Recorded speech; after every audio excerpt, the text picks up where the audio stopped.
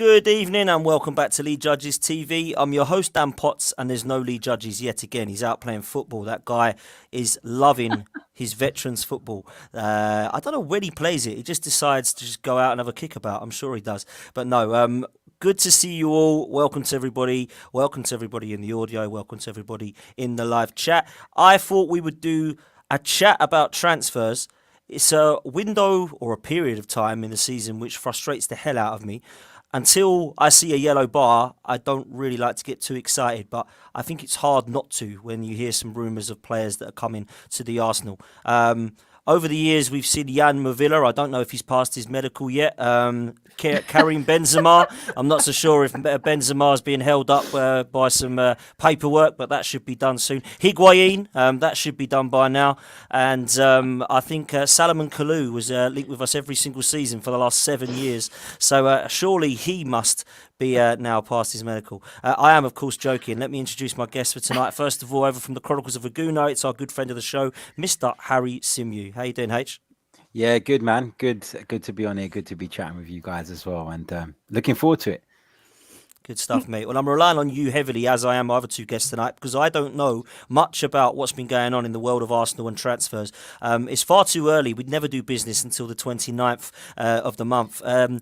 My next guest is Mr. Tom Canton from Laguna Talk TV. How are you, sir? Yeah, very good, mate. Very good. Yourself? I'm good, man. I'm good. And I always rely on you for transfer rumours, mate. I mean, I'm not going to lie, Tom. Well, I mean, I've got to say, I've got to big up your channel, man, and the commitment for it. At that time in the morning, I am not thinking about transfers, but you are, mate. And it's dedication and commitment. So if you haven't done so already and you need to know what's going on in the world of Arsenal transfers, get yourself over to the Guna Talk, subscribe, like, and watch Tom early in the morning as you're getting up, probably having a shower and getting ready for work. But Tom, it's a pleasure to have you on, man. Cheers, always is. From the Highbury squad, it's my favourite Guna girl, Sophie Nicolau. How you doing, Soph? That was quite an intro, Mr. Potts. Took me way back, way back. You probably missed a few players, by the way, that we haven't signed yet. 7.5 years in the making. But yes, very nice. Well done. Thank you for having me. Oh, you're always welcome. You know that. I think when you look at the back at the signings, it was quite laughable, really, wasn't it? The players we used to get linked with, and you used to always have one or two every season. You think, and you used to call it, didn't you? Like the Philip Coutinho situation where he went to Villa. That was like a Benzema, wasn't it? That was never really going to happen, but it was just like it made some news. So it used to have to be, oh, Arsenal were interested. I never wanted the guy, I must say, but it got to a stage where every single window we were going to be linked with somebody. However, I will give I'm going to give the manager some credit. That's unbelievable, isn't it? I'm going to give the manager and Edu some credit because if I'm honest with you, the signings that have come in the last couple of windows, I think have been okay. I think they've got a couple wrong, if I'm honest with you, and probably they had 3 transfer windows now. Some would say Pablo Marie and Cedric hasn't really worked out. Willian definitely didn't. Ruddison, that was laughable. But actually, when you look at some of the others, they've probably improved the first 11. And a lot of people said that wasn't the case and that we were going to be looking to have a squad of players, and Lokonga and Tavares have not improved the first 11. Well, actually, they've improved the squad. I know he was shocking the other night. Well, both of them actually were pretty poor, in my opinion, Tavares and Lokonga, but they've definitely been an upgrade, in my opinion, on Mohamed El Neni and Kolasinac. I think personally Martin Ødegaard was an underwhelming signing because of some of the names that we've got. But in the last 5 to 6 weeks, I think Ødegaard's proved to be okay. When you look at what we've done at the back, I think Gabriel and Thomas Partey have given us a little bit of strength with our spine. Ben White even is forming a partnership with Gabriel, but the jury's still out for me on this guy. I'm not so sure that he's a £50 million guy that I can rely on week in, week out. Some disagree and think he's the next Tony Adams. Not for me. I need to see a lot more of him. Tomiyasu and Ramsdale, however, have been exceptional. So we are getting some things right in the transfer market, and I've always kind of given Arteta and Edu a little bit of credit off the pitch. It's just on the pitch that I've had my question marks. So when I look at the signings in the squad, I'm quite happy with the first 11, to be honest with you. But we still clearly need some more players. And I'm not just talking about first team, I'm talking about how we strengthen our squad. We saw at the weekend how shambolic, I suppose is the word to use, that we were against Nottingham Forest. And I do put some of that loss down to the manager, but majority of those players I don't think mentally we're up for it. I mean, we saw some heads on there that we were quite happy with, particularly in the front four, and we just absolutely did not turn up. And I felt Forest wanted it more, thought their mentality was a lot better than ours, and I think we just rolled over, really. So it wasn't good to see. So we do not want to see Cedric's, Holdings, Lokonga, Patino. That should not be our centre midfield, in my opinion, moving forward, because it's too young. So we need to see some players coming in. So we thought we'd have a discussion today about what we need, what we're linked with, and how realistic some of these names are, because we get 15 or 16 names every window thrown at us. So I want to talk about where we are right now. Harry, I'm going to start with you. The main player to start with is, of course, the one that's been on everyone's lips for the last few, and that is Vlahovic. Now, I've seen a little bit of Vlahovic, and it's enough for me to say, wow. I think the guy, in terms of a profile, has a little bit of everything. I think he can hold the ball up. I think he can flick the ball on and link up play. I think he can drive. I think he's got a left foot, an absolute wand of a left foot. And I think that from what I've seen on the goals that he has scored, because he's obviously a goal machine, he's a good penalty taker as well as scoring goals in open play. Talk to me about how excited you would be to see Vlahovic in this team, Harry. Yeah, I'd be very excited because, as you say, he feels like as close to you're going to get right now as a complete striker. A lot of people have sort of asked questions about his build-up play and stuff. And while I don't think it's his biggest strength, it's still something that he's very capable of doing. He gives you a lot outside of the box, but also gives you inside the box, what I feel that we're probably missing in our centre forward. And I think the reason why this excites people is because this would be a bit of a statement signing, wouldn't it? He's a player that... sorry, that made me laugh. He's a player that he's a player that a lot of clubs have their eyes on at the moment. A lot of clubs, I think, are probably in a position where they're going to wait, they're going to hold on and see how it goes until the summer. But this gives Arsenal an opportunity to steal a march on a lot of those interested clubs if they can somehow do the deal. And myself and Tom were speaking about this last night, and one of the things that keeps going round in my head is, although the difficulty here is convincing him that Arsenal is the right place for him, we can't be obsessed with this does he want to be here forever kind of attitude. That for me is the next phase, right? So for now, it's about convincing these players that even if Arsenal's not their forever club, it's the right move for them now. And once you get them in through the door, then you can start working towards creating a culture and creating a team and building a team that these guys will look at and say, yeah, this is somewhere I don't want to leave. So, the obsession about, he's got reservations about it. Anybody with any sort of quality and at any level right now that is worthwhile will have some reservations, because we are still in a place where we're trying to sell a project as opposed to being able to show them end results. And that's just the way football works. So, the fact that he is a little bit reserved about it and isn't sure about it, according to all the reports, for me, says that he cares deeply about the next stage in his career. And he's not just after a payday, because Arsenal can blow what Juventus could offer out of the water in terms of wages. I'm quite positive about it. But at this moment in time, I've got to be honest, Dan, I know a lot of people are optimistic it's going to happen. I'm not. I don't feel like we're at all close to getting this done. I really don't. Well, I have to agree with you, Harry. I don't think we are close to getting it done, and I don't have the confidence that it's a January move. I personally feel that it would be a summer move. However, I could be wrong, and hopefully I am. Sophie, I'll bring you in because I've got two questions. How excited would you be by this deal happening at Arsenal? And is it a bit worrying, Soph, that it shows how far we are now, that we have to try and convince this guy to come to Arsenal, and we're already talking about it maybe being a stepping stone club for him, that he might then be able to come to Arsenal and go to Juventus, Real Madrid or Barcelona? That's worrying for me. I think every player who has high value in the market needs convincing to go somewhere. Haaland is still at Dortmund, and his agent and he and his father are still wanting to be convinced in terms of where they're going next. In a different market, Real Madrid and Barcelona 3 or 4 seasons ago would have been a very viable option for him. Now Ronaldo and Messi are out of La Liga, and there's financial challenges, especially for Barcelona. That presents a completely different scenario for him. You look at Manchester United, Manchester City, obviously PSG have a ton of money. And so I don't think we should look at this in a sense that we're trying to convince him. Of course, every player has to be convinced to join a team. I think the biggest challenge with Vlahovic is that we don't have the ability to offer European football in this window, which is why I think it's a challenging deal to finalize.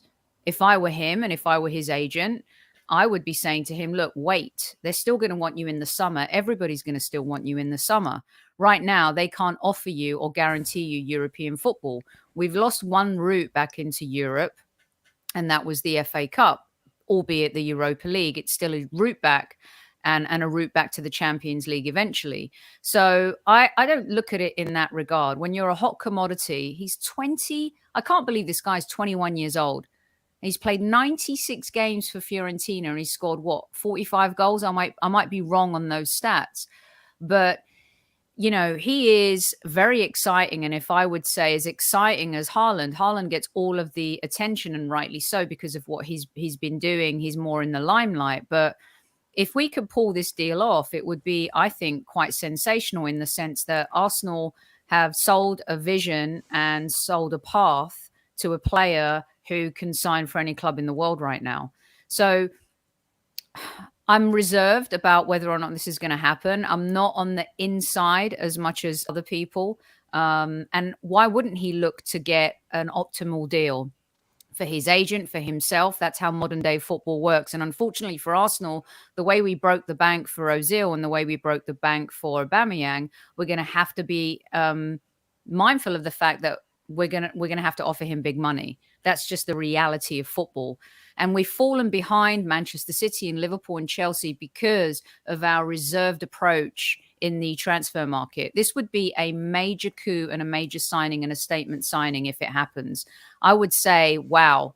And everyone in football would say, wow, he chose to join Arsenal. And I don't think that's because others aren't offering him the same. I just think that, he knows that if he comes to our club, he'll be the main man.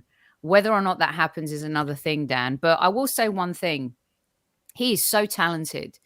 He reminds me, I know there's been a lot of names banded around, and forgive me, don't think I'm going too extreme here. But he reminds me of, if Gabriel Batistuta had a younger brother, it would be this guy. His talent on the ball, his technical ability, his aerial threat, which is something Arsenal Football Club have not had in a very long time, presents a very sexy option for us, whether we have a plan A or a plan B. And I think that, yes, there's a lot of young prospects who don't live up to the expectations, but my goodness, signing this guy would be quite the statement from our club. So I hold my reservations only because in the January transfer window, European football isn't on the table for him. And I think that would be the caveat. It could be. We'll have to see. We have tempted big players in January before, but you're right. So if we had European football, Aubameyang being one, Arshavin being another.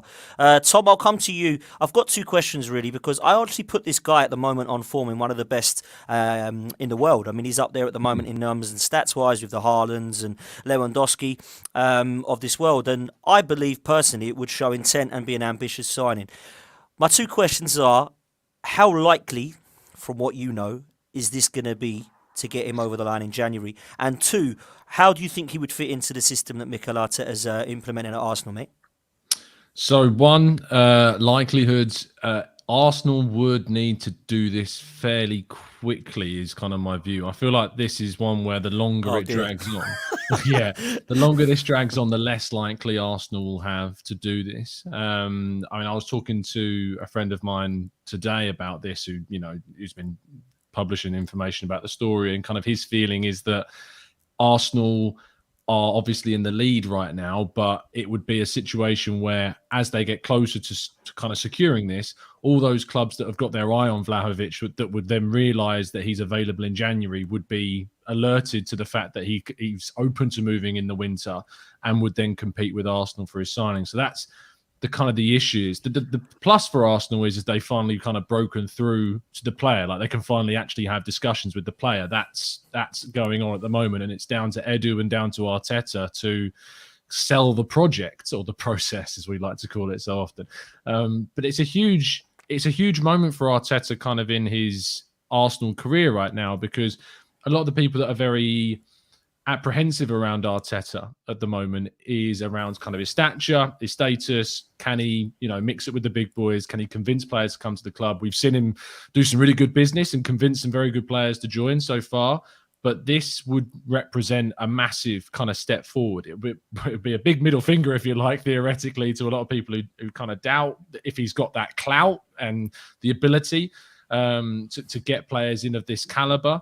But I spoke to Harry yesterday, obviously, on our show, and I said my prediction was that no, this wouldn't be done. And I'm still sitting on a no, but I'm more optimistic than I was 24 hours ago, based upon kind of Arsenal, knowing now that Arsenal are actually able to speak to him and that the agent side of things is still an issue, but it's not as much of an issue as it was, 24 hours ago. What was the second question? Sorry, Dan. How you think he'll fit in? I mean, you kind of have answered, to be fair. But yeah, how you think Arteta will use him? Because for me, a lot of people are saying that he's not like Lacazette and he can't hold it up and link up play. I disagree. From what I've seen, I think he's got the stature and the presence to do that. So do you think it will just be like an upgrade on Lacazette, or do you think he'll have to change things to get him into the system? Yeah, look, people know I love my stats. I love looking at statistics of players.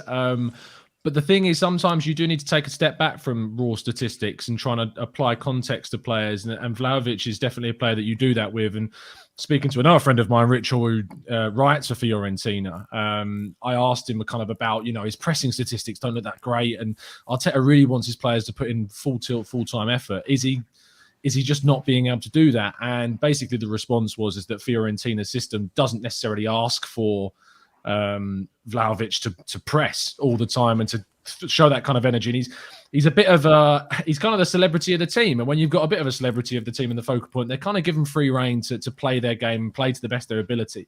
At Arsenal, I think that would change. I still think he would be the star of the forward line, and you would be if we're investing this much.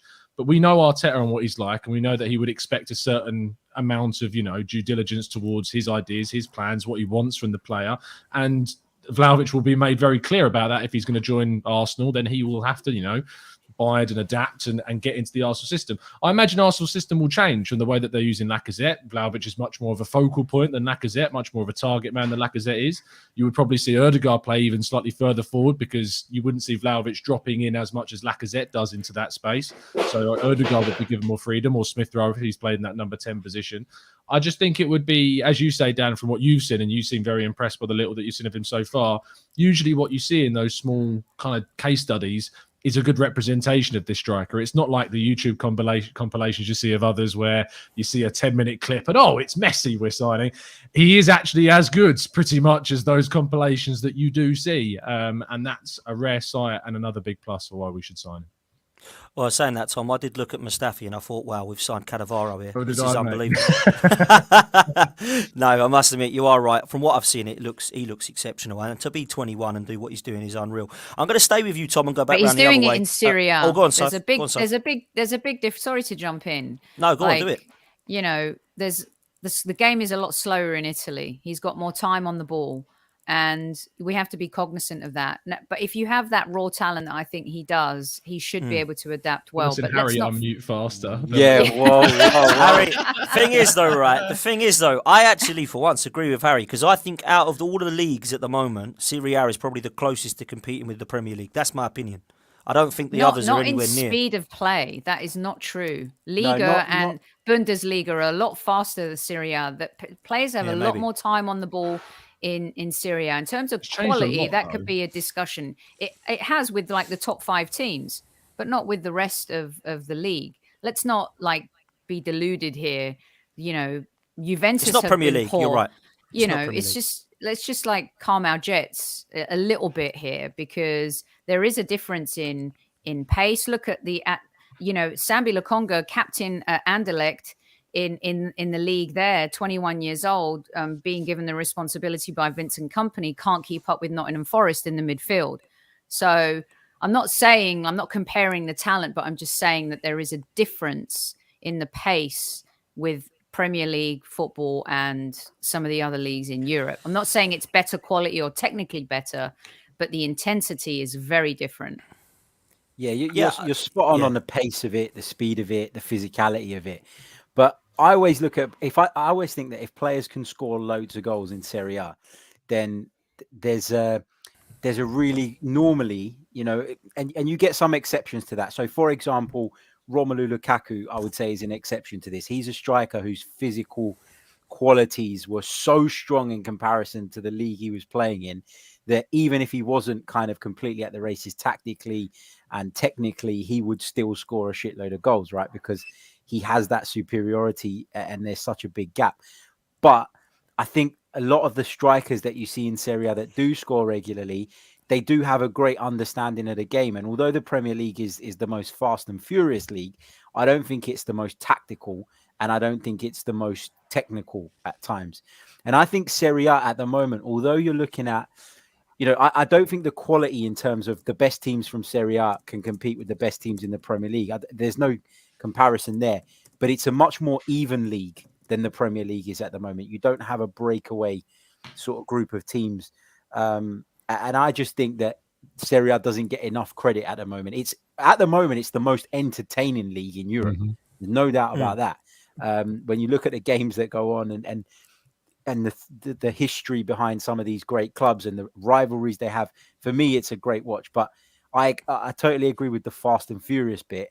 But I do think technically there's a lot to be said for the tactical side of the game as well. And I think that in Italy, how's Lukaku doing at Chelsea? Yeah, but I think there's differences with that. I think the Tuchel's system is not helping Lukaku at all. I think that there is importance to that. How do you know that, Tom? Has he come out and said it in an interview or something? Tuchel doesn't shout, does he? I mean, what I would say is that when you look at strikers, it's really important to kind of look at also who's playing around them and kind of the quality of those players that are playing around them. And if they're still scoring a lot of goals and, the players that are servicing them are not necessarily, that sounds so weird, servicing them, you know what I mean? But are kind of providing that service for them. It's, I think that with Vlahovic, I mean, Carrie, correct me if I'm wrong, but I mean, you've got like Jose Callejon, you've got, is it Sotil before he got injured was playing there as well. And Gonzalez, I think, is another player that's around him at Fiorentina. Lucas Torreira, well, hey. Of course, playing in the midfield, but they're not like major players. And the thing about Vlahovic is that from watching him, and I think a lot of us have done our due diligence of research on him, is that he's a striker that creates goals for himself. He's not reliant upon other players to provide that service. And I mean, Serie A, I think, is, again, correct me if I'm wrong, the highest scoring league in Europe right now. Like, you used to think of Serie A as a league that was stereotypically Italian with amazing defenders that barely conceded a goal. But actually now it's completely flipped. It is faster. It is more intense. Not as intense as the Premier League, but it's definitely improved. I was a big backer of La Liga, and I actually think that Serie A probably outcompetes La Liga right now in terms of entertainment and maybe even as much as the Premier League because of how even it can be. So I think that we're signing a striker from that league that isn't actually hamstrung by the deficiencies that league has, and actually as an individual shines and would still shine in the Premier League. Of course, he'll now join and score 2 goals and I look like a right mug. But, I just think that there's enough to go on, I think what we're saying... Go on, mate. No, go on, Harry. Go on, mate. I was just going to say, back to that Lukaku point, like I think what I was trying to say about Lukaku is that he's got those physical attributes. And so even if he's not up to the level tactically, which we're seeing now at Chelsea that he might not be, and we saw at Manchester United that he might not be sophisticated enough to lead the line at a very elite club, that physical superiority put him at a higher level because it was so different in comparison to those players around him. But I think, like Tom's saying, I think that the skills that Vlahovic has, by watching him, you can see that they're quite transferable. Getting into the right positions, getting into the right areas, that's a big part of it as well. And I think that he shows that in an abundance. As Tom says, he gets in the right positions and he can make situations himself. So I wouldn't worry too much about the Serie A. It's just about getting up to speed with the physicality. And that takes time. We've seen that with loads of players, though. I think what we're saying, I believe, is that it's going to be a risk, whatever, because every signing's a risk, isn't it? Yeah, it doesn't matter whether you think this guy is going to be an exceptional talent. Doesn't mean he's going to be. He's going to be a risk because he's from a different league. He's got to have time to settle. He's 21, so it's not like, he's a proven striker of the last 10 years. So I think Sophie brings up good points in terms of it being a risk. I've just seen enough to know that this guy's on form. Whether or not you think he's going to come over and be great or not, he's on form. And I think we should be going for form players. I don't like it when we go for has-beens. I think it's just ridiculous. We've done so many over the years that have just been great over 10 years and they've just coming to the end of their career. It's why I wasn't really a fan of the Coutinho deal. I think it stunk of Willian and David Luiz for me. He might be brilliant at Aston Villa. And do you know what? I like the player and I like what Gerrard's doing there and I don't care if he is brilliant. But what I'm saying is I don't feel like personally it was a good move. I'd rather have seen somebody else come in. So when I look at the risk factor, you're absolutely bang on. Tom, I'm going to stay with you because striker's definitely a position we need. I think that's clear. The Aubameyang situation doesn't help. Eddie Nketiah is coming down to a contract which is 6 months up. God knows what's happening there, but all I know is that, I said it the other night, he's found his level and it ain't Championship, it's League One against Sunderland. For me, Balogun needed a loan, so he's gone. Yeah. And it's a good move, in my opinion, to Middlesbrough as a side I think will give him a little bit of men's football and toughen him up. And of course, we've got Pepe, who looks like he's not wanted at the club, and Lacazette, who's got 6 months on. That is a sorry state of strikers right there that have no long-term future. So it's a position that we need. We've been linked with Vlahovic, we've been linked with Calvert-Lewin, we've been linked with Watkins, we've seen En-Nesyri, is it, from Seville as well. Izak. Alexander, Izak, and Jonathan David. I'm getting all these names thrown at me. Talk to me about the options that would excite you in that position moving forward and what you would like to see happen in terms of incomings, Tom. I think that for the striker position, the negative is that realistically Vlahovic is the only January option that we have. I don't think the other strikers you've named are gettable without a ridiculous premium. And I know we're still going to have to play a premium to get Vlahovic in January, but David, to my understanding, it's standing is not moving anywhere in January. He will move in the summer. That deal is pretty much going to go. He will leave Lille in the summer for somewhere. It might be Arsenal, depending on if we get Vlahovic or not.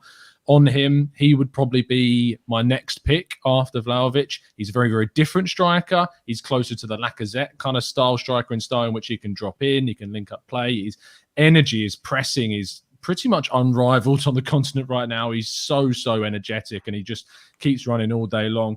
Calvert-Lewin is another one I like. I think he adds obviously Premier League experience, Premier League readiness. He's not injury prone like people might want to make you believe. Speaking to Dr. Rajpal Bra, who's a physiotherapist and specialist in the area, I asked him outright, do you think that based upon the injuries that he suffered, this would enable him to be defined as injury prone? And he outright just simply said no, he's not. So that's not something that would turn me off about Calvert-Lewin. Look at this, Tom, look at this. If we get Calvert-Lewin, we might as well get Colin and Gary Lewin back. As his strikers always injured.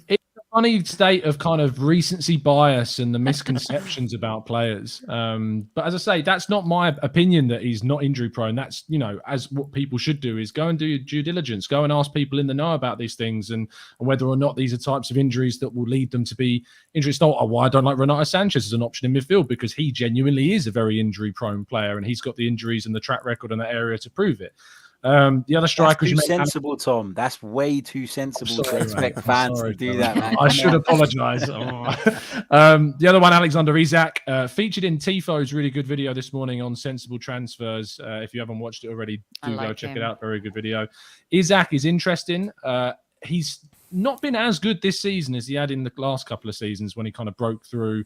Ironically, the season where he broke through was with Martin Ødegaard, and those two partnered really, really well. But this season struggled a little bit to kind of get going. Maybe that's been a bit of a hangover from the European Championships, maybe not. But actually, he still has a lot of good qualities about him. Another good presser, brilliant dribbler, links up the play fantastically well. He would be a really good option. But as I say, to kind of round this off with a nice bow, the only one of those strikers you're getting down this window is Vlahovic. The others, you would have to wait until the winter window, the summer window, sorry. So if it's interesting, isn't it? Because you hear those names that we're always linked with over the last few weeks and you think some of those are really on form. Some of those wouldn't be my first choice. Some of them certainly would be exciting in my opinion. But there's something in the back of my mind that just says we're not going to get a striker. I don't know why. I just feel like January, everyone says it's so impossible to get deals done. Unless, of course, you're Aston Villa or Newcastle. It just seems to me that there's nothing set in stone here right now. It's not normally we're so far ahead with some players. And I just think this Vlahovic deal, there's something about it that just smells a little bit funny, and I just think it's going to probably go wrong. So is there a chance we won't get a striker, Soph, or do you think we're going to get one? there's a little bit of it that smacks the Wenger PR machine, in a sense that there's just this doubt this niggling doubt in the back of the old mind. And it feels like the Benzema, all of those players you rattled off at the beginning of the show. I'm not saying it's a PR move to kind of in the Wenger type, kind of strategy, but there's something about it. I think that the club definitely want him, but the reality of getting him in this window might not be. So, I mean, I'm still a fan of Marcus Thuram. I'm still a fan of a player like that. I know he's had an injury, but I think to me, he seems like he's got a great profile in terms of, Arsenal DNA culture striker up front. He's got a little bit of Super Kev and a little bit of Ian Wright in him, and a touch of Anelka. I like that. So January is always really tricky. Yes, we attracted Aubameyang in the January transfer window, but there's a lot of disruption that goes on in people's lives too. You set your life up. I think we forget also that footballers do have lives, and disrupting your family, disrupting your life in January isn't necessarily the easiest thing to do. You've got the African Cup of Nations going on right now as well. There's a lot of stuff going on in terms of, the football calendar. So I just think the good thing about this is that we're finally getting goals from other places on the pitch. Martinelli scoring, Emil Smith-Rowe scoring, Saka is scoring, Ødegaard is scoring, which we never really had before. If there's one thing I think a lot of Arsenal fans wanted, Dan, was that we would get goals outside. Who's going to score if Aubameyang doesn't score? And that was our real biggest challenge. Balogun's gone on loan, and rightly so. He should be on loan. Nketiah should be sold, in my opinion. He's just not got that quality. It's all very well and good showing up in a League Cup game, but can you do that in the Premier League, whether you come off the subs bench or week in, week out if there's an injury? No.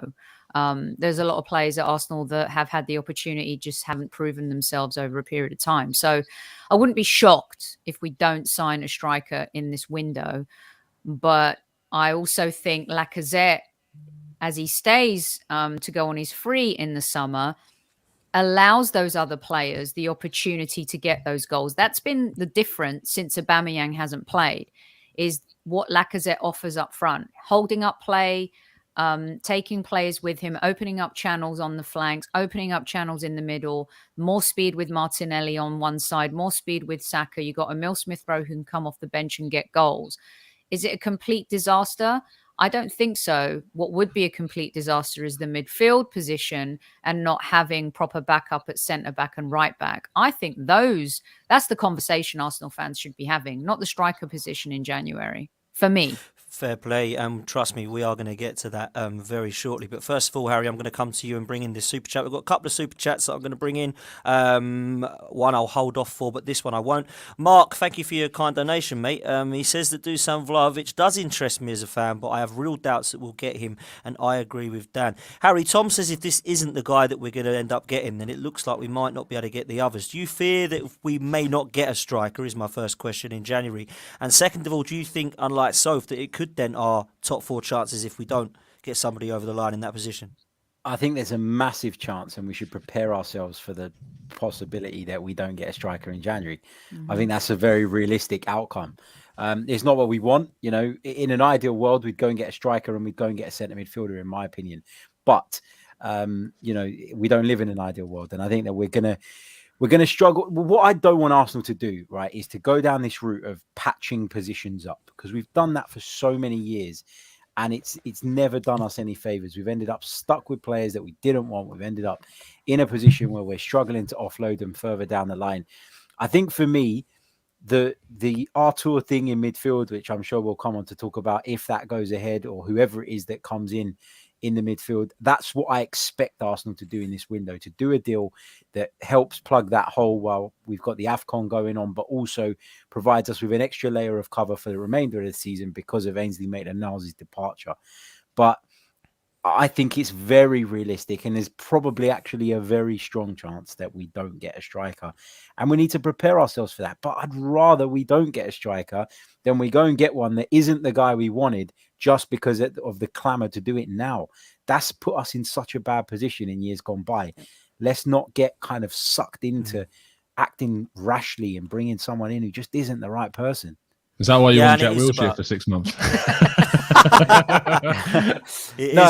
No, honestly, we were talking about it yesterday, and we were. And I did say, like, I'd consider it if we can't get a midfielder in, but first port of call is to get better than no one. Yeah, it's better than no one, exactly. But it isn't the answer. Well, it isn't the answer, and we will come on to that. Harry, I'm going to stay with you, but I'm going to bring in this super chat. We're going to talk a bit about it. Chaitanya, regular listener, regular super chatter. Thanks, mate. Much appreciated. He says that Edu needs to work overtime. He blames the FA Cup loss on him. He knows that the African Cup of Nations situation, and he let Maitland-Niles leave before signing a replacement. The priority is a centre midfielder and a striker. Harry, I want to come to you on this because I know you and I are talking a little bit about it. I think this decision is absolute shambolic. I think it is so underprepared, no planning, and we're letting players go before we've signed players, and we've put ourselves in a situation which, in my opinion, wasn't the only reason to losing against Nottingham Forest, but certainly weakened our midfield where we got dominated because Lokonga and Patino were both too young to start in that game. And I know it's lower opposition. I thought the opposition were great, and I thought the team we put out should have been good enough. However, we've put ourselves in a position where Maitland-Niles could have stayed for a couple more days. Why are we trying to help Roma and Mourinho out for? Let's keep him into the team. He would have done much better, in my opinion, positionally and off the ball-wise, much more than Patino did, although I didn't think he was woeful. And we would have been in a better position to have a go at that game. But for me, that is all on Edu and Arteta not planning. I might be harsh, but it's facts. Why are we letting somebody go that we need in a paper-thin situation when Partey and El Neni are gone and Xhaka's not well? Harry, what's going on there, man? Yeah, I said it to you, and I've always been like a big kind of defender of the Arteta and Edu regime, and people always say to me, "Oh, you should get a job as their lawyers, etc., because they think that I will never criticize them." But this is something that they absolutely do deserve criticism for. To leave us in this position is naive. It's negligent. You know, Mikel Arteta spoke about it in his press conference today, and he was basically saying that in his view, and I'm paraphrasing, but in his view, that holding back a player for the sake of a couple of days here and there was not, I think he used the quote, and Tom will correct me if I'm wrong, not logical, or not the logical way to do things. And I get that, right? I get that Ainsley Maitland-Niles was in a position where he wanted to leave the club. We promised him that he'd get game time. He didn't. He said he'd give it to December. We got there. He still hadn't had it. Fine, let him leave. But you can only let him leave when you bring someone in. And this is where the club have to become a little bit more ruthless in the way they do things. Because what you're doing here is you're essentially weakening your team for, you know, a very important period in the season, because it's unlikely that we're going to get anybody in by the time Thursday comes, by the time the weekend comes. We don't know 100% yet if Xhaka is going to be available. And at the end of the day, yes, Xhaka got COVID and nobody predicted that. And everybody was saying it's really unlucky. You know that this thing is rife at the moment. You know that players are dropping like flies. You cannot be in a position where you're one absence away from chaos. And that is exactly what they've left us with in midfield. So they need to hurry up and get on with it. They need to do something about it. And I, you know, if we end up coming unstuck and our season unravels off the back of this next period that's coming up because we don't have sufficient cover, then that's on them, and they're going to need to take the responsibility for that. Harry, is Xhaka ready for this game on Thursday, or is he not? Is he still in isolation? Like, what's the score? Well, what we heard today was that they weren't sure yet. They don't know if he'll be available, and if he does test negative, then he will be put through his paces from a fitness perspective to work out and understand whether he's available. I would say that we're talking about a guy who came back from months on the sidelines and just walked straight back in the team. So if he's medically able, Granit Xhaka will play. There's no doubt about that in my mind. He has to. It's unbelievable that I actually want Xhaka to be back for this game. I can't stand the guy, but we've got nobody in midfield. It's crazy. Tom, let's come to you, man.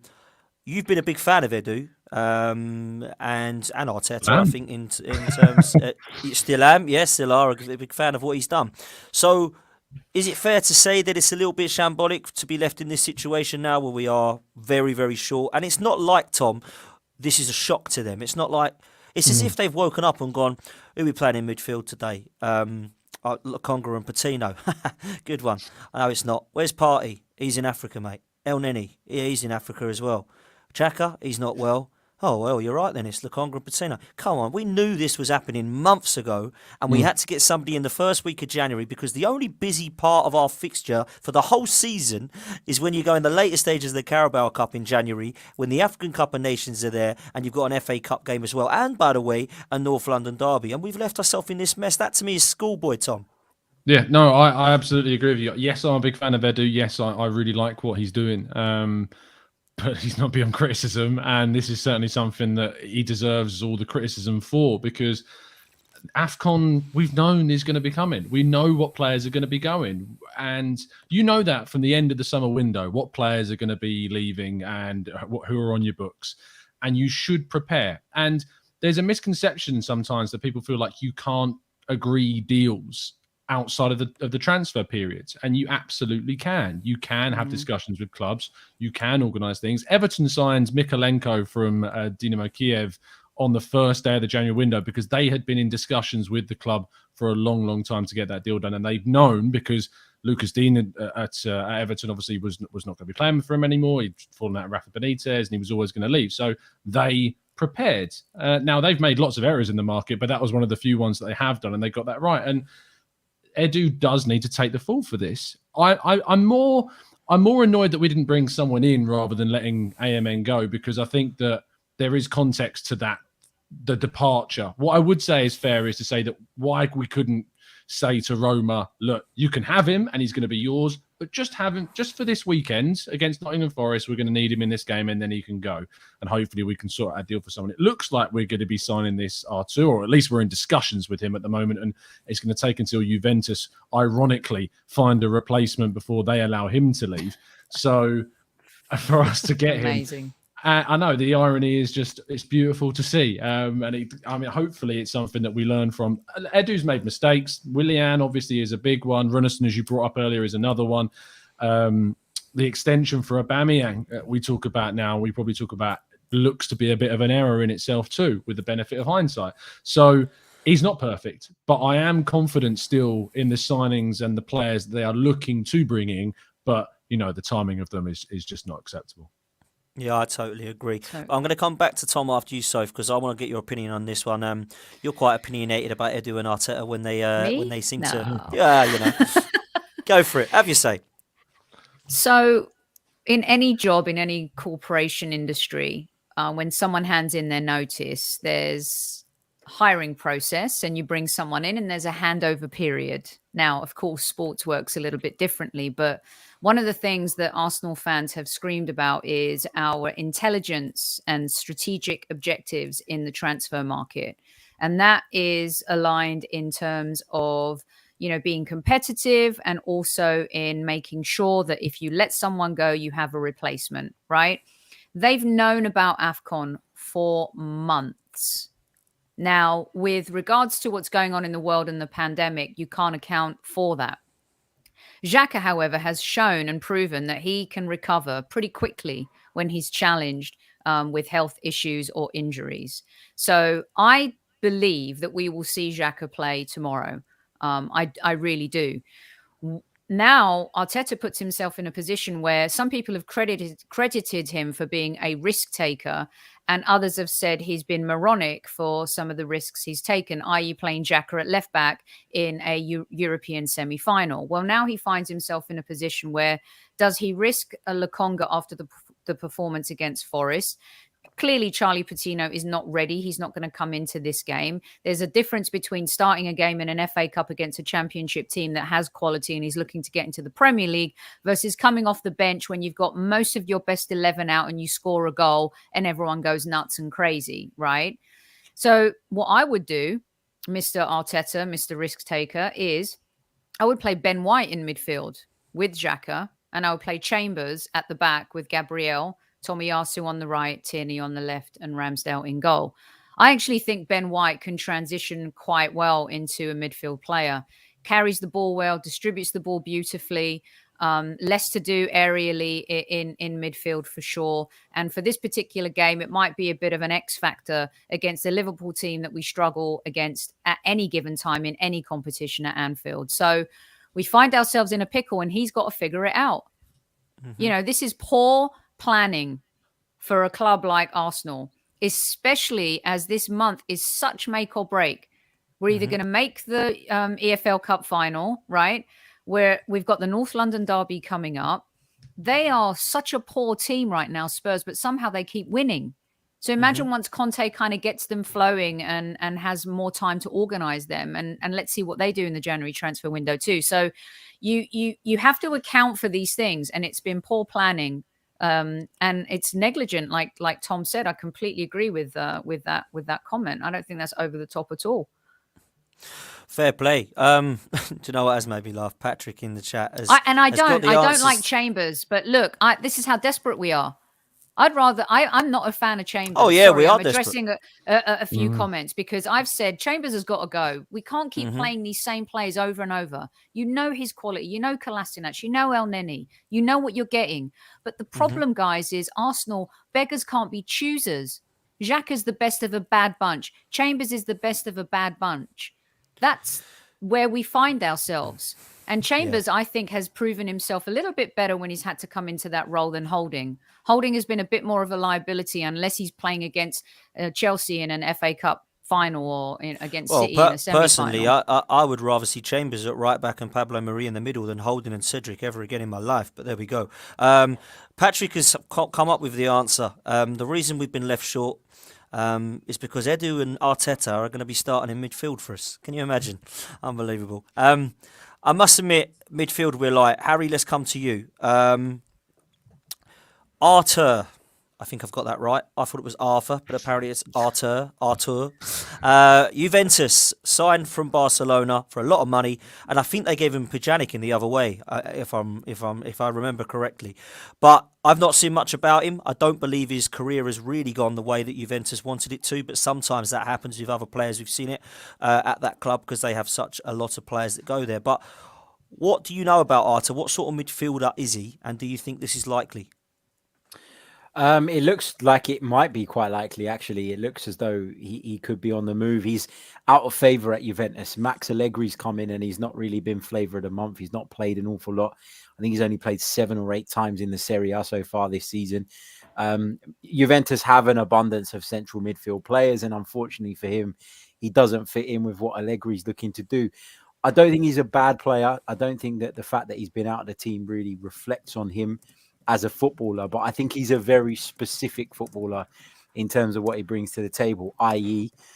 he is, for me, I guess the Premier League player I'd compare him to is a bit like Jorginho, where he likes to operate in those deeper areas, but isn't a hard tackler, isn't somebody who's particularly renowned for the defensive side of his game. But he's almost a bit like a quarterback in that Jorginho style. He likes to sit in front of the back four and try and dictate play from there. A lot of my worries about Artur are not what he does on the ball. I think he's fantastic on the ball. It's what he does off the ball.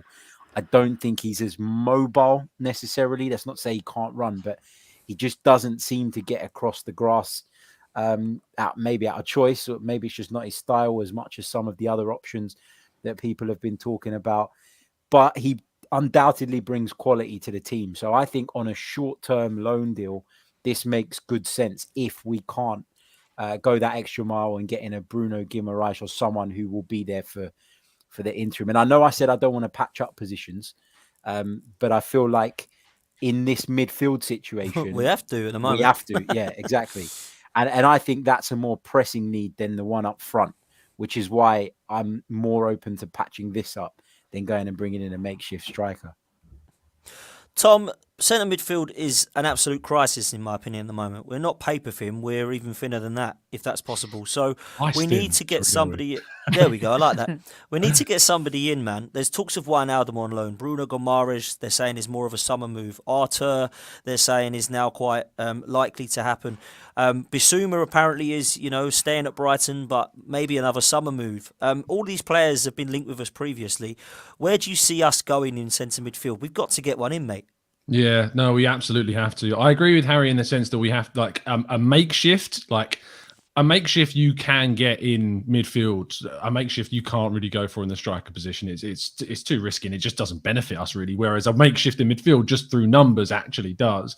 However, I don't think that Artur is what I would describe as a makeshift option. I actually think it's a very astute piece of loan business, especially if Arsenal could get an option included into that loan deal.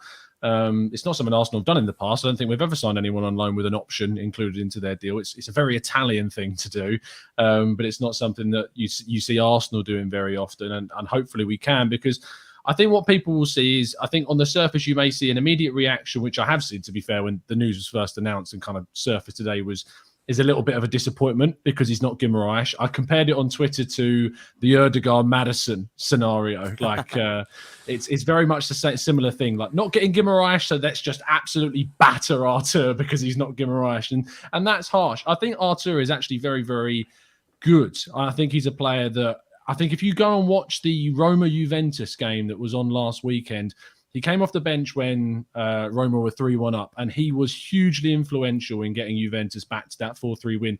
His progressive passing and the way in which he kind of conducts from the midfield is, I don't want to use the word Xhaka-esque because that will turn you off, Dan, but he's got all of the good points of Xhaka without the mindless, senseless kind of mistakes in his game. And that's what I think we need, is someone that's got the good points of Xhaka, which is, consistent passing, but at the same point can be devoid of those brainless errors. And he's good on the ball, technically quicker with the ball at his feet than Xhaka is. And I think actually when we need someone to play alongside Partey and to release Partey, and someone who can just sit, receive the ball, play the ball forwards, play it onwards, and let Partey kind of do his thing, Artur can really be that player for Arsenal. And if it gets done and we get a striker, which is the fanciful idea that we get Artur and Vlahovic, I'm even going to say if we can get Vlahovic and Artur on loan, that probably represents Arsenal's most successful January transfer window by some distance, to the credit of both of those players. Better than last year, getting rid of all the deadwood. Oh yeah, honestly, if we can get those two, that I genuinely feel like that's a top four decisive move from the Gunners. Can I say something about Artur? Because personally, I think he's played better for the club he came from in Brazil, and when he's played for the Brazilian national team, in Copa America especially, he made that pass to Jesus for Brazil's second goal. He was a disaster at Barcelona. He was given somewhat of a chance under Pirlo at Juventus. I don't think he was a disaster at Barcelona at all. He's been average at Juventus. And if people think that Xhaka passes the ball backwards all the time, go ask Luis Suarez how he felt about playing with Artur when he was at Barcelona. I just think, listen, if it's a loan deal, I'm okay with that because it's a risk, but it's a calculated risk. Okay. I was all about Ødegaard and signing him. So I'm not on that train, but go get Gigi Wijnaldum. If you're going to do a loan deal and a player isn't happy at his current club, and a player who has Premier League experience and is absolutely proven, and these 6 months are so vital to Arsenal Football Club, I just think that deal is a little underwhelming. Yet if it's a loan deal, fine, I get it. I'm just happy that we're not buying him, right? But he's not a great. I'm sorry, but he's been a bit of a bust as a player, in my opinion. I'm so not who that would you impressed. go for this window then? You go for Wijnaldum? Gigi. Yeah. Sorry, I missed that balls, bit. Balls out to get him, and someone who can come in and settle into the league right away. He's about. That's the deal I would make. I agree with Soph. I would go with Wijnaldum over Artur just because I know what he's about and I know that he's Premier League proven. I think Artur would obviously be the bigger risk. But listen, he might be absolute class. I don't know enough about Artur. Right? That's probably why I'm going with Wijnaldum. You're asking who the choice is, yeah. I don't think Artur was bad at Barcelona. I thought he was pretty good at Barcelona. Yeah. I've been disappointed with what I've seen of him at Juve, but I don't know. I watch quite a bit of Juve, and what I think is that he just doesn't fit, and sometimes systems don't complement players. So when I said makeshift, I didn't mean as in he's not a good enough player. I meant that I don't think he definitely fits into the overall sort of setup with what we're trying to build. But that's not to say he can't prove himself in that interim. I just mean it's not a Bruno Guimaraes. It's not a signing that you're going and spending 40-odd million on to last you for the next 3-4 seasons. That's what I meant by makeshift. It's not a slight on what he can do, especially in possession, because he's really good in that sense. Just to have my 10 cents kind of in response to the Barca thing, I think that is harsh, so to say he was disastrous. I mean, I get the quote from Suarez, but again, to counter that, Messi described him as the next Xavi playing alongside him. Just so how's that gone? Well, he went really well at Barca. When he moved from Barca to Juventus and Pjanic went in the other direction, it was seen Waste as of money, like 72 million euros. Wow. It was seen as a mental move. Oh, that's class. So if Barca, you're on one, that is absolutely mental that they let him go. The people that the Barca fans were fuming that they let Artur leave in a swap deal for Pjanic. And to be honest, you look at Juventus's midfield; it's not gone particularly well for many of their midfielders in the last few years. It's always been top heavy with Ronaldo and previously their previous forward lines and their fullbacks and their wingers. But the midfield, with Bentancur being kind of the standout player, Rabiot's not really worked out. They've had other players that just have not been able to step up, and it's been the same story. He doesn't fit Juve, but to say he was a disaster at Bar, I can't sit and just agree with that. I find that mad. I really do.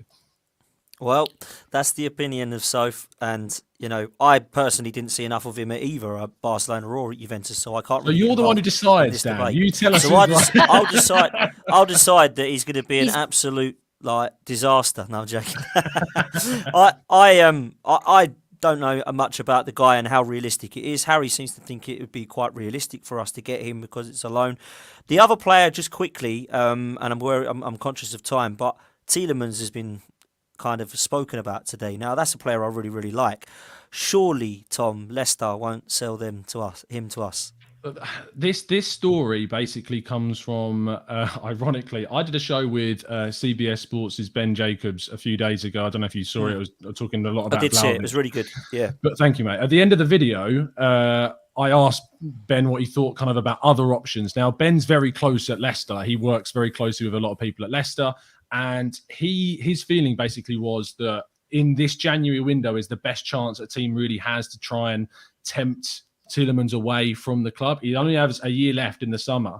But if Arsenal want to go for Tielemans at any point, this January presents as the best option. However, it simply just is not going to happen if Arsenal are going for Vlahovic, because you aren't going to see Arsenal spend what it takes to get Tielemans in this window if they're going to spend this much money on a striker.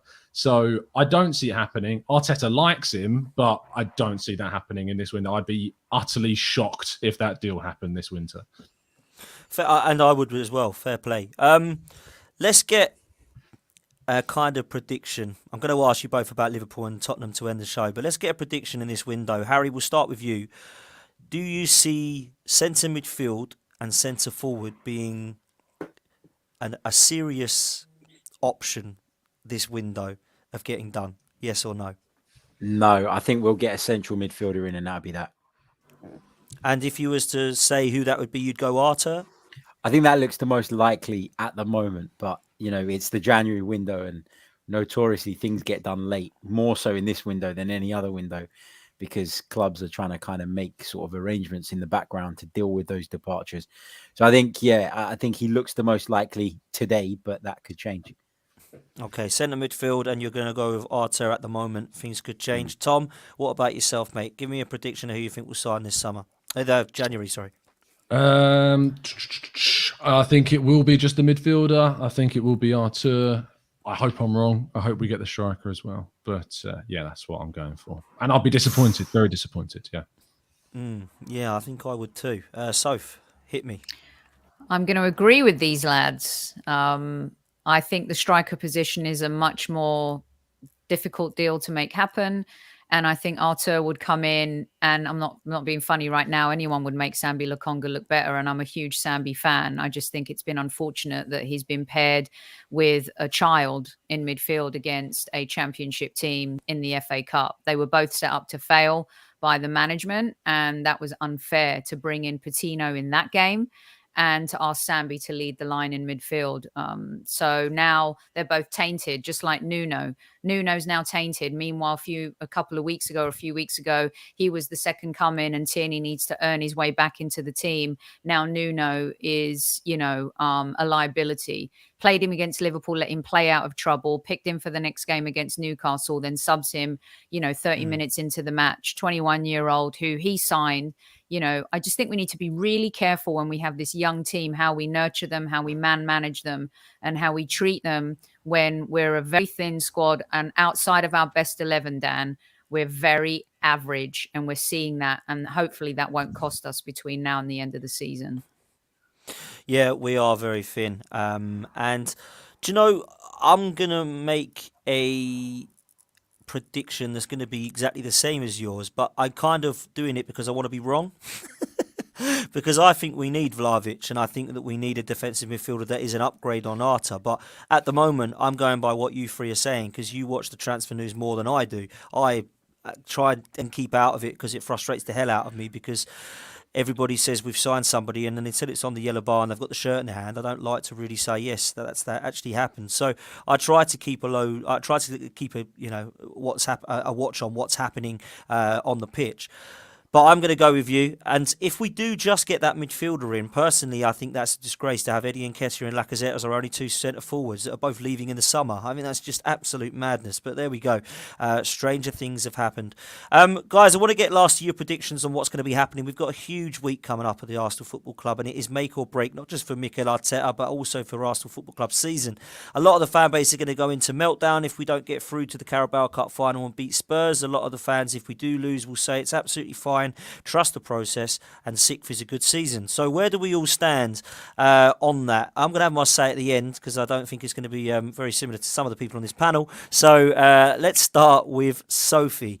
If we beat Liverpool and get to the Carabao Cup final, Soph, and we go to North London Derby with the positivity that we're going to get 3 points, and we manage to do so, that to me has put us in a really good position for a top 4 finish this season and go to a trip to Wembley. I'm gutted about the FA Cup, and not a lot of fans seem to be. They seem to think it's okay because it's not our priority. Top 4 is where we should be going for, or top 6, some are saying, which is hilariously funny. So I think personally that would be a really good stage for us. We've got to be happy, and it gives Arteta the rest of the season for me to prove that he can win a cup and get us into the top 4. Where do you stand on things, Soph? I don't think you can. If he beats Liverpool and we get to the League Cup final, a trophy we have not won since 1993, you have to give him credit for that. Going on and winning it, you have to give him credit for that. Arsene Wenger never won the League Cup. So that would be a huge achievement. Now, to some people, it's a nothing trophy. To me, I grew up loving the League Cup. It's a huge part of football history. I think it's still important. You only have to look how Pep Guardiola treats it and what his Manchester City have been able to do and achieve, winning it multiple times in the last few years. So then if we go on and beat, that lot down the road, as well, then it's been a great January, has it not? Yes, unfortunately, the FA Cup will sting because it's a route back into Europe, and it's one less route now that we have, because Tottenham are going to be fighting for that top 4. I don't think Manchester United are quite done, although they are a shadow of their former selves. West Ham seem to find ways to win, and who knows how they're going to strengthen in January. So the League Cup gives us a trophy, something to celebrate, but getting into Europe is going to be key, not because we're going to win a European trophy, but how it makes us competitive, Dan, how we're able to attract players and top quality players. Edu said it in his Sky Sports interview, did he not? We started off with youth. The next step is to sign world-class players. You can't sign world-class players if you don't have European football to offer them. So if he ends up in the League Cup final and we beat Tottenham, which is very important with their games in hand, then you got to give the manager credit, whether you like him or not. Yeah, and I agree with that. I think, that we have to look at things as they are in the league table at the moment. And I think that 4th is very much on. And that, for me, is the target. None of this top 6 is progress rubbish. It might be progress when you're in Europe, but we're out of Europe and we spent 250 million on this bloody squad now. So if he comes 6th, that to me is a shambles for me. But that's just me. Tom, what are your thoughts, mate? Not just on where you think we should finish this season, but Liverpool and Spurs coming up, mate. Yeah, so top 6 is progress. I think Genuinely, at the start of the season, I said if we get into top six, I'm fine with the season. I'm happy with the season because in my mind, it is progress. I understand what you're saying in regards to kind of where we're at right now, where we positioned ourselves. Do targets change based upon what happens during the season? Arguably so.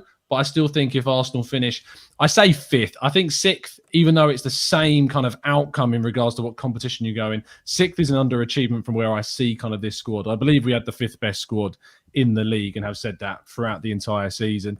Top four, in my view, is an overachievement, but because of United struggles, because of, Spurs, who are a team that have been in a bit of crisis at the start of the season and starting to turn things around under Conte, there's an opportunity here to get top four.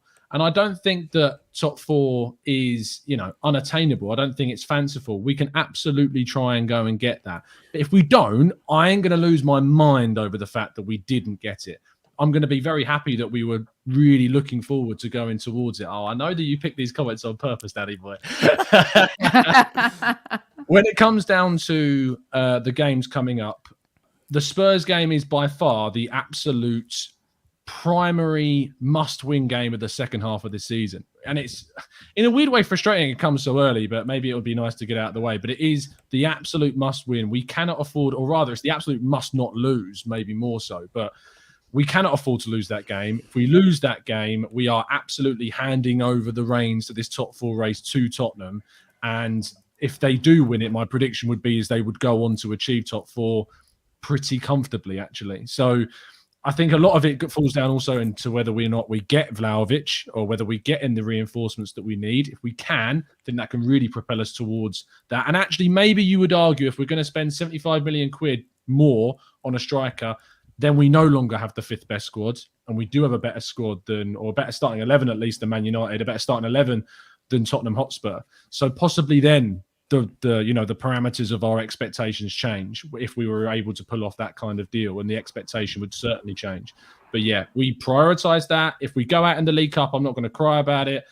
It will suck because I think we can get a trophy from this competition, but the Spurs game is by far the absolute must-win. Yeah, Spurs is a must-win. Harry, top four is a must for me, mate. What do you think?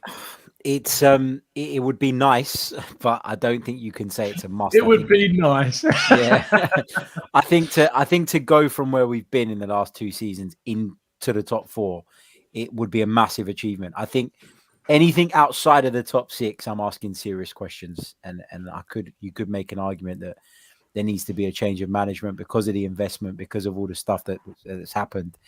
But I think a fourth or fifth place finish is fourth is great, fifth is good, and sixth is passable just because it means we're back in Europe. And as for Spurs, I think that's the biggest game, and obviously the Premier League takes precedent over everything else for me.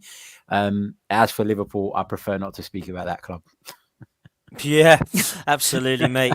We won't go into that. I must admit, though, I do not understand, and I'll end on this, why section of the fan base seem to think that top six is going to be a good season. Because when you come out of Europe, just to get back into Europe, that to me is not really a point of coming out of Europe. Might as well just stayed in the Europa League. What was the point of having a season out of Europe to just go back into the European Europa League? I just think that's madness. And it was actually a West Ham fan who said that to me. He said, I don't get you Arsenal fans. Why is it good if you get sixth? Like, surely it's fourth, yeah? And I said, yeah, for me it is, 100%. It's Champions League. And the other thing is, how the hell are we... Oh, top six would be good, because look at how good West Ham, Spurs and Man United are. We can't possibly compete with them. Man, we can... They are trash, right? I tell you this now. West Ham are probably playing one of the best football out of the three of those teams, and they're falling. Manchester United are all over the place, right? Tottenham have only got a chance at top four because of their manager. That is it. They've got a trash side. So for me, I think that top four would be a great season, and anything other than that, I don't really want the manager here anymore. We've got to try something else, because I don't really see where we're going, personally. I feel we need to be looking at ambitions. And when we finish fourth, 3 teams are still ahead of us that I want to catch, because that's what I want. I'm demanding more and more and more from this football club, not accepting our sixth was all right. Let's see if we can get fifth next year, shall we? Let's see if we can then get a couple of players in and get... I want top four now, so that we can then try, like Sophie said, get people in to say Arsenal are on the up. We've got a young team that's implemented into a lot of this time, this process, progress, whatever you want to call it. that now we can go and attract some of the other players to then get us back fighting again. I don't want to wait another 6 years, man. I've been waiting for 18. Why should we have to wait another 18 because it's now a young process? There's players out of this side now that I believe personally would be able to come back and do quite a good job in this side. Guendouzi, I see a stat the other day. Dan, Go on. you can't say we're 16 years into this process. You can't hold the current management and current players responsible for something that somebody else done badly in the past. Wait, Harry, you you held Unai Emery responsible. Why can't fans hold Edu and Arteta responsible? I didn't hold Unai Emery responsible for 16 years. No, you're saying why I held blame Unai this Emery management responsible for his time period. So why can't some Arsenal fans hold Arteta and Edu responsible? You can hold him responsible for the time that he's been in charge of the football club. The same I did with Unai Emery. But why are you more forgiving of Arteta and you weren't so forgiving of Unai? Because he picked up even more shit than Unai did, because he picked up a worse team after Unai had come in and he just wasn't supported the same way Arteta was. I think that's evident to everybody that he wasn't supported the same way Arteta was. That wasn't my point, though. My point was that you can't hold the manager responsible for what happened before his arrival. So you can't say I'm sick of the last 16 years and then pin that on Arteta. Just like people pinned it on Unai Emery. No, nobody. No, I don't. I didn't say that Unai Emery was responsible for what went on before he arrived at the football club. But you weren't as forgiving with Unai, were you? You wanted him out. You didn't give him enough time. Like he got us 5th and he got us to Europa League final. The difference between these two managers, if we're all the players cost us the Champions League. It's so funny. It's so funny. It's the players when it suits, and it's the manager when it's not Arteta. It's unbelievable. The players did not. Those games against Palace and Brighton. Arteta cost us the Europa Summer League final against the man he replaced. I'm not saying that he still has his job. He absolutely did. Arteta absolutely did cost us. But Emery also cost us top 4 by rotating. But why so forgiving with Arteta because I think and the less so with situation Emery? worsened at the end of Emery's tenure. I think Arteta picks up a lower... Let's see what happens in May. Let's see where we are in May. Absolutely. Look, if he doesn't get top 6 for me, he's gone. He has to go. Because if he gets top 6, I don't think there's an argument to say that he should be sacked. But if he doesn't get top 6 in this season, he has to go. But I think the reason why Arteta has given a little bit more slack is because he picked up a side that was lower than when Emery picked up Arsenal when he took on the job when Wenger left. That's why Emery inherited an institutionalized mess. He inherited a broken club. He inherited a side that finished 6th in the season prior, whereas Mikel Arteta took on a side that when he took over were in mid-table at that point. Wait, hold on. He inherited Emery's side and won the FA Cup. You can't have it both ways. Yeah, but the real measure of success is the league. Come on. You can't judge a team on a couple of cup Arteta has finished 8th and 8th. Yeah, right? Exactly. But he has also had the opportunity to qualify for the Champions League, and he's missed the boat. But he has also got having to go back and rip out the heart of what was there before. Which wasn't all of Emery's fault. He had to rip out Lichtsteiner. I never said it was Emery. I mean, those signings came from Wenger. The Wenger era is what caused the cancer at Arsenal. Emery inherited stage 4 cancer. And unfortunately, he was onto a losing situation. And by the way, he went on a 23 unbeaten game run, which a lot of fans poo-poo and say, oh, how many draws? Oh, we weren't that great. No one was complaining when the Invincibles went invincible and drew 12 times. And it's all relative. I think as well, Soph, what you're saying, this is how I see it as well. I think you're sort of with me. Did Unai Emery deserve to get sacked at Arsenal? Yes, he did, because he didn't get us into the top 4, which is what our aim was. But now, fast forward 2 seasons, Arteta hasn't, but it's okay. It's okay for that. I don't understand that. And I want to bring this comment on because this will answer, Harry. This comment actually does answer what I was meaning. Dan saying he's sick of the last 16 years. I'm not blaming Arteta for them. I'm not blaming Arteta for the last 16 years. What I'm blaming them is that I've already said for 16 years, or actually nearly longer than that now, I've been waiting for this team to compete again because that was what we were promised when we moved to the Emirates. So who am I blaming there? Mikel Arteta? No. Who is above him? Who's right at the top? You lead from the top. So I'm going to be looking to them and saying, if we're not getting into the top 4, where are we going as a club? Because I don't have a clue what's going on if that's not our target this season. Edu couldn't give a target, right? When he was in the interview, he didn't really know what to say. So that to me I don't really understand. He just didn't want to give one. It's not that they don't have one. He didn't want to give one because then everybody because everybody would go mad if we didn't get that. That's the point, right? So what you get is you create a situation whereby you're putting more pressure on yourself. If you say we have to finish in the top 4 this season, because then if you don't, everybody comes at you.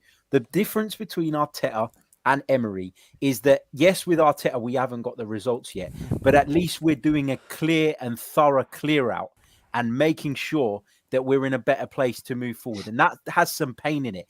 When Wenger left, we tried to patch up with Socrates, with Lichtsteiner. We tried to patch up a team that we felt was just outside of the top 4. And that was never the right approach. It was either rebuild or find a better manager. Unai Emery's Villarreal are not pulling up trees in La Liga. They're not, they won a European trophy. And I know he signed Lichtsteiner, by the way, guys. Over the course of a season, the league position will tell you, over the course of the season, the league position will give you a better indication than anything else. Just like I don't, criticize, Unai Emery deserves praise for winning the cup competitions. Arteta deserves praise for winning the FA Cup. But for me, those things don't define the overall job that they've done, is the point I'm making. We're going to be here for a long time if we carry on this Shall we conversation. do this again tomorrow? We're going to do part 2 because there's a lot of debate and it's healthy debate, and I love it, to be honest. Let's wrap up. Tom, I know you've got to go, so I'll thank you so much for coming on, bro. I know you've got to shoot off now. Guys in the chat, there's 700 of you watching live. Please head over to the Gooner Talk TV, subscribe to the channel, follow Tom on his socials. Tom, thank you, mate. No, thank you, and Harry and Sophie as well. Great chat, great discussion. And people, this is how you have a discussion without actually falling out. When we can do it, and we're going to stay friends, isn't it? It's great. It can happen. We're actually all still going to talk to each other after this. It's unbelievable.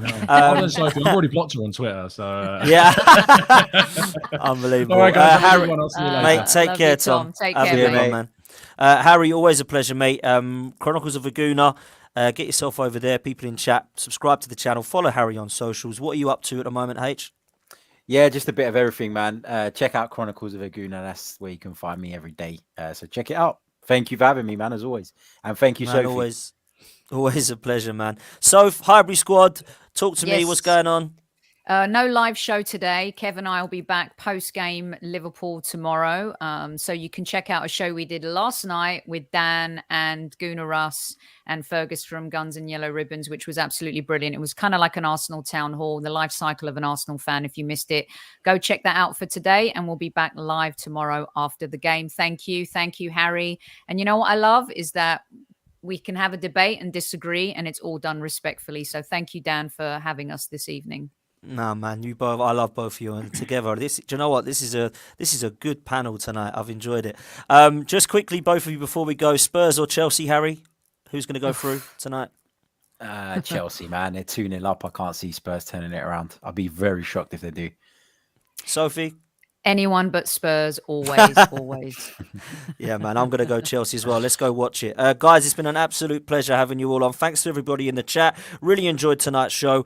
Please come and follow Lee Judges TV. Subscribe to it. If you do want to follow me on Twitter, it's at DanArsenal87 on Twitter and Insta. Until then, we'll see you next time, guys.